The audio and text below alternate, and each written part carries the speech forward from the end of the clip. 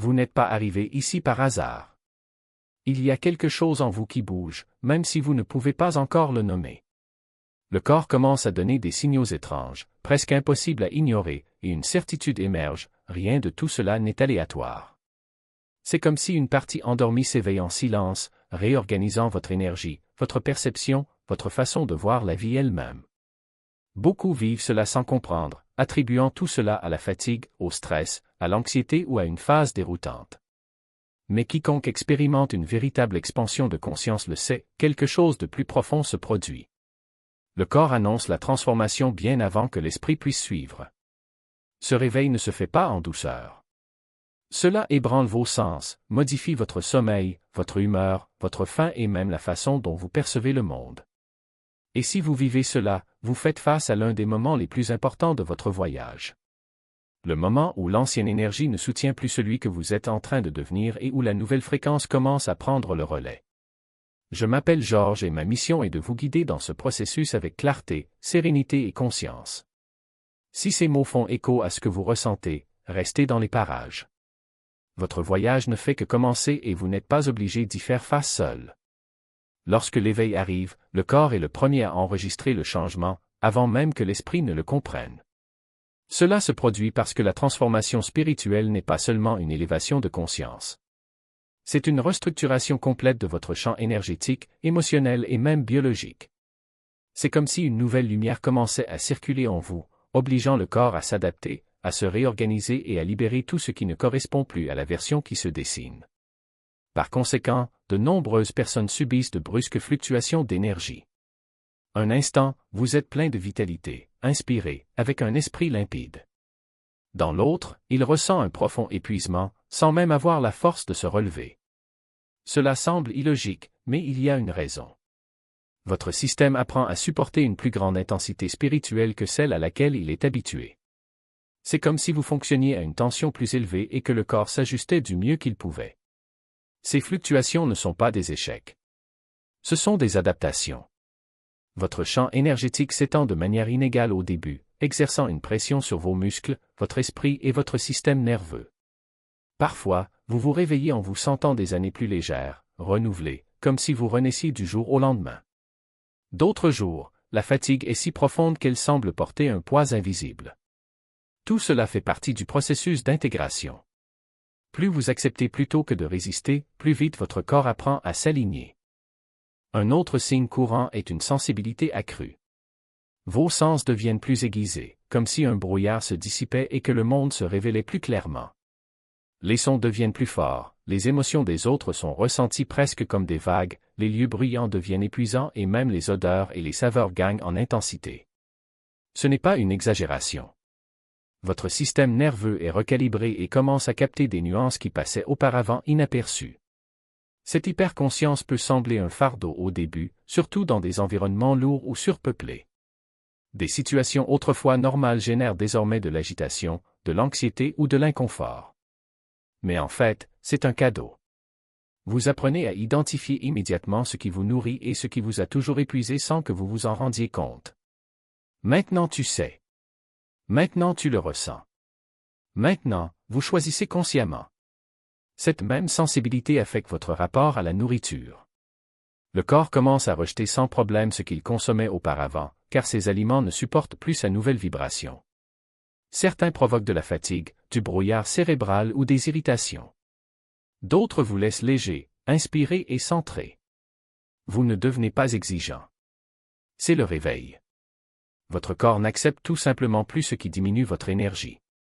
Tout cela peut sembler déroutant, effrayant ou intense, surtout lorsque personne autour de vous ne comprend ce qui se passe. Mais ces signes ne sont pas les symptômes d'un problème. Ils sont la preuve que votre esprit prend le contrôle de votre expérience. C'est le début d'un changement profond, qui implique non seulement des transformations de conscience, mais aussi des transformations physiques, émotionnelles et énergétiques. Si vous vivez cela, sachez une chose, quelque chose de plus grand se passe en vous. Ce n'est pas une faiblesse. C'est l'évolution. Au fur et à mesure que l'éveil progresse, le corps continue de révéler des signes de plus en plus clairs que quelque chose de profond est en train de se restructurer.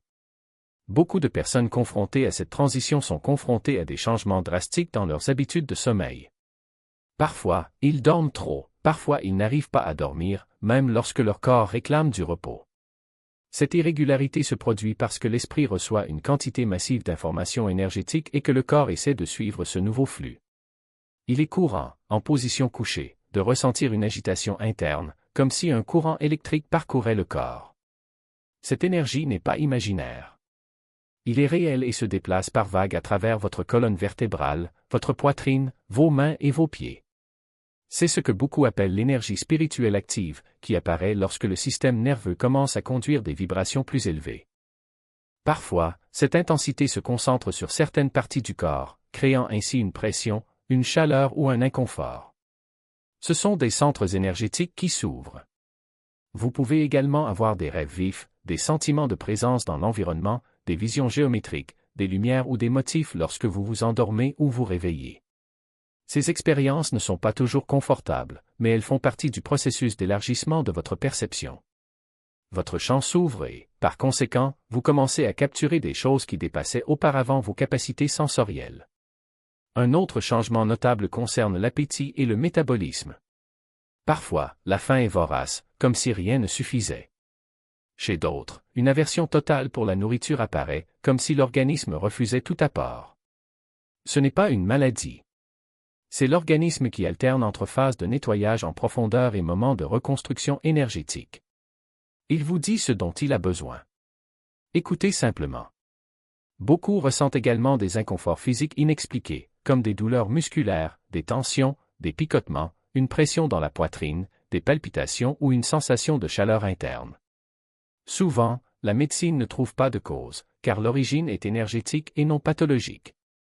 Lorsque votre vibration augmente, le corps a besoin de libérer les vieilles toxines, les souvenirs stockés, les blocages émotionnels et les traumatismes accumulés au cours d'une vie, parfois même lors de vies antérieures. Et le plus difficile est peut-être l'aspect émotionnel. Les pensées répétitives perdent leur force, comme si un brouillard mental se dissipait soudainement. Vous réalisez que vous n'avez plus besoin de remplir chaque seconde de distraction, car le silence en vous est devenu plus intéressant que n'importe quel stimulus extérieur. L'esprit occupé qui vous entraînait autrefois dans le futur ou vous emprisonnait dans le passé semble désormais moins urgent. Au lieu de le combattre, vous apprenez à l'observer comme si vous regardiez un film sans vous laisser emporter par l'intrigue. Et, petit à petit, quelque chose d'extraordinaire se produit, les pensées perdent le pouvoir de définir leur réalité. Ce nouveau rythme mental apporte une clarté déconcertante. Vous commencez à remettre en question les croyances que vous aviez autrefois acceptées sans hésitation, les idées sur le succès, le bonheur, les relations, et même sur qui vous devriez être. Ce qui semblait autrefois évident sonne désormais creux. Des phrases comme « je dois travailler plus dur pour être heureux » ou « je dois plaire aux autres pour être aimé » font perdre le poids qu'elles avaient. Et à leur place vient une voix intérieure plus douce mais indéniable qui murmure « ce n'est pas pour toi. » Plus maintenant. Ce changement d'état d'esprit affecte également la façon dont vous prenez des décisions. Avant, vous pouviez passer des heures à analyser le pour et le contre, à rechercher une sécurité externe. Maintenant, quelque chose en vous le sait non pas par logique, mais par certitude. C'est comme si une boussole interne commençait à fonctionner, indiquant des directions que la raison ne peut pas encore expliquer. Et peu importe la résistance de l'esprit, insistant sur le fait que cela n'a pas de sens, le corps répond avec une paix inexplicable lorsque vous suivez ce nouveau chemin. Un autre aspect fascinant de ce processus est la façon dont la perception du temps se transforme. Les journées ne se déroulent plus de la même manière. Des moments qui semblaient autrefois interminables s'envolent désormais, tandis que des moments de calme s'étendent comme si le temps s'était arrêté. Vous réalisez que vous ne vivez plus au rythme imposé par le monde, mais à votre propre rythme. Et même si cela peut être inconfortable au début, après tout, la société valorise la rapidité et la productivité. On découvre que ce ralentissement est essentiel. C'est là que l'on trouve l'espace pour entendre la voix de l'âme, qui a toujours été là, mais qui ne peut se faire entendre que maintenant. Ce changement de rythme s'accompagne d'un nouveau rapport à la souffrance. Avant, on pouvait résister à la douleur, la combattre, essayer de l'engourdir avec des distractions ou le déni. Maintenant, quelque chose en vous le reconnaît comme faisant partie du chemin. Non pas comme quelque chose à éviter, mais comme le signe que quelque chose doit être vu, ressenti, libéré. Et lorsque vous arrêtez de fuir, vous découvrez que la douleur n'est pas un ennemi, c'est un messager.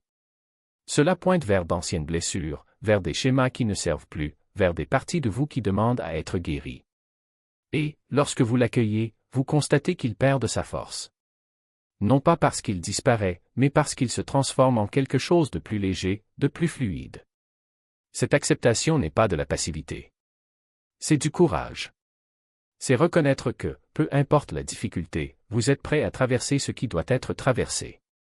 Et au cours de ce processus, quelque chose de surprenant se produit, vous commencez à ressentir un lien plus profond avec tout ce qui vous entoure. Les personnes qui passaient auparavant inaperçues éveillent désormais l'empathie. Des situations qui semblaient autrefois banales révèlent désormais des niveaux de sens. Même les objets courants, une tasse de thé, une pierre sur le chemin, le bruit de la pluie prennent une présence presque sacrée. Vous réalisez que vous ne vivez plus à la surface. Vous plongez dans les profondeurs de l'existence, là où tout est interconnecté. Et, dans cette plongée, une question inévitable se pose, qu'est-ce que je fais de tout ça? La réponse ne vient pas en mots, mais en sensations. Vous avez l'impression que vous n'avez rien d'autre à faire que d'être. Il n'est plus nécessaire de prouver quoi que ce soit, de rentrer dans des moules, de suivre les scénarios des autres. Ce qui semblait autrefois urgent, réalisation, statut, approbation, semble désormais hors de propos face à l'immensité de ce que vous découvrez en vous-même. Et même si cela peut générer de la peur, après tout, le monde n'est pas fait pour ceux qui osent vivre en dehors des règles, vous sentez une force tranquille grandir dans votre poitrine. L'assurance que quoi qu'il arrive, vous êtes exactement là où vous devez être. Parce qu'en fin de compte, l'éveil spirituel ne consiste pas à arriver quelque part. Il s'agit de se rappeler qui vous avez toujours été. Il s'agit d'abandonner ce qui ne vous appartient pas et d'accepter ce qui a toujours été là, en attendant d'être reconnu. Et lorsque vous vous autorisez enfin à vivre à partir de cet endroit, vous découvrez que la vie n'est plus un combat. C'est une danse. Parfois lent, parfois intense, mais toujours émouvant. Et vous êtes enfin prêt à danser. C'est le premier pas vers une liberté dont vous ignoriez même l'existence. Parce qu'au fond, tu as passé toute ta vie à t'exiger, à te juger, à te forcer à être quelque chose que tu n'étais pas. Et maintenant, enfin, il comprend qu'il n'en a plus besoin. Vous n'avez plus besoin de faire vos preuves. Vous n'avez plus besoin de rétrécir pour vous intégrer dans des endroits qui n'ont jamais été les vôtres. Cette autocompassion n'est pas une faiblesse. C'est la force. C'est le courage de se regarder dans le miroir et de dire « Je mérite l'amour. Je mérite la paix. Je mérite de vivre sans culpabilité. » Et, petit à petit, cette voix intérieure, autrefois si critique, se transforme en allié. Elle ne murmure plus des mots de doute, mais d'encouragement. Elle ne souligne plus les défauts, mais célèbre son parcours. Parce que, après tout, vous vous éveillez à ce que vous avez toujours été, un être de lumière, avec un but, d'une essence qui n'a jamais été perdue, qui attendait juste d'être reconnue. Et lorsque cette compassion s'étend, elle ne reste pas coincée en vous. Ça déborde. Vous commencez à voir les autres avec les mêmes yeux avec lesquels vous vous voyez maintenant. Réalisez que chaque personne porte ses propres combats, ses propres ombres, ses propres éveils endormis. Et au lieu de juger, vous ressentez. Au lieu de vous éloigner, vous approchez avec une présence qui n'exige pas, mais accueille simplement. Parce que maintenant vous le savez, personne n'est perdu. Tout le monde est exactement là où il doit être, même s'il ne le sait pas encore. C'est le pouvoir de l'énergie éveillée. Cela ne transforme pas seulement vous, mais aussi le monde qui vous entoure. Là où il y avait autrefois une séparation, il y a maintenant une connexion. Là où il y avait autrefois la peur, il y a maintenant la confiance. Là où il y avait autrefois l'obscurité, il y a maintenant une lumière douce mais constante qui éclaire chaque pas. Et le plus incroyable? Vous n'avez rien d'autre à faire que de l'autoriser. Vous n'avez pas besoin de forcer, vous n'avez pas besoin de contrôler, vous n'avez pas besoin de prouver quoi que ce soit à qui que ce soit. Il suffit de couler. Parce que l'éveil n'est pas une destination. C'est un état d'être. C'est la conscience que vous êtes déjà complet, que vous êtes déjà suffisant, que vous êtes déjà exactement ce que vous devriez être. Et lorsque cette vérité s'installe en vous, quelque chose de magique se produit, la vie cesse d'être une série d'obstacles et devient une séquence de cadeaux. Chaque rencontre, chaque défi, chaque moment de silence se transforme en opportunité de croissance, d'apprentissage et de dévouement. Vous réalisez que vous ne combattez plus le courant. Il nage avec elle.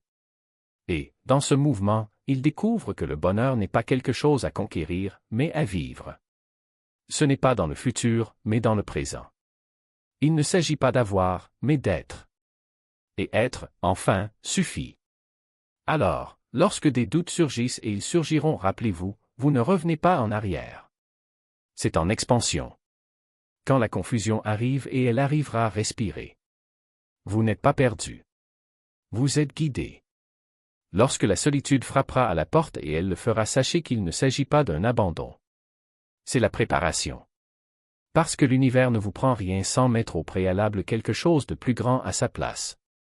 Et lorsque vous vous autoriserez enfin à faire confiance à ce processus, quelque chose d'extraordinaire se produira, vous cesserez d'être spectateur de votre vie et en deviendrez le créateur. Ne réagissez plus à ce qui arrive, mais choisissez intentionnellement ce que vous souhaitez manifester. Ne plus vivre en pilote automatique, mais se réveiller, à chaque instant, avec la magie qui a toujours été là, à vous attendre. Parce que l'éveil n'est pas la fin. C'est le début. Le début d'une vie vécue pleinement. Le début d'une existence où chaque souffle est une bénédiction, chaque choix est un acte d'amour et chaque jour est une nouvelle chance de se souvenir, vous êtes déjà tout ce que vous avez toujours recherché. Et maintenant, enfin, vous êtes prêt à le vivre. Est l'un des signes les plus profonds de la maturité spirituelle. Grâce à cela, votre lien avec votre objectif se renforce, comme si chaque fibre de votre être reconnaissait enfin la raison pour laquelle vous êtes ici même si les réponses ne sont pas encore tout à fait claires. Votre âme commence à murmurer plus clairement, guidant vos pas, attirant les bonnes personnes, ouvrant des portes qui semblaient auparavant invisibles. Des dons endormis se réveillent, des compétences oubliées refont surface et vous réalisez que vous n'agissez plus par obligation, mais en parfaite harmonie avec ce qui compte vraiment. Ce n'est pas seulement un changement. C'est un retour.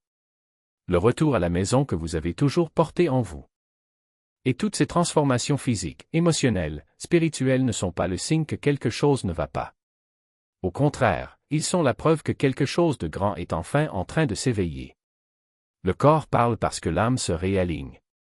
Chaque sensation, chaque oscillation, chaque expansion fait partie d'un processus plus vaste, piloté par une intelligence qui sait exactement où vous menez. Vous renaîtrez de l'intérieur et rien de tout cela n'est le résultat du hasard. C'est la vie qui tient sa promesse, lorsque vous vous ouvrez à l'éveil, tout autour de vous conspire pour vous rappeler qui vous êtes vraiment. Et maintenant, dites-moi, lequel de ces signes n'aviez-vous jamais imaginé qu'il faisait partie de ce voyage?